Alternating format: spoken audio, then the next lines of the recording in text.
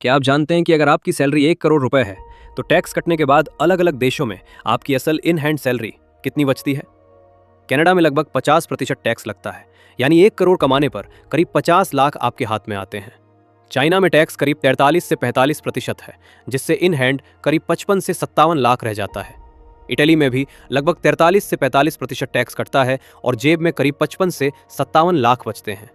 United kingdom में लगभग 40% tax के बाद आपकी इन हैंड सैलरी करीब 60 लाख होती है। इंडिया में करीब 30% टैक्स के बाद 1 करोड़ में से लगभग 70 लाख आपके पास रहते हैं। यूनाइटेड स्टेट्स में औसतन 26% टैक्स कटता है, यानी इन हैंड करीब 74 लाख। सिंगापुर में सिर्फ 24% टैक्स लगता है और लगभग 66 लाख आपके हाथ में आते हैं। रशिया में टैक्स केवल 13 से 15% है, जिससे करीब 85 लाख तक इन हैंड बच जाता है। दुबई में जीरो इनकम टैक्स है, पूरे 1 करोड़ रुपए सीधे आपकी जेब में। तो बताइए, आपकी नज़र में आपका ड्रीम जॉब डेस्टिनेशन कौन सा है?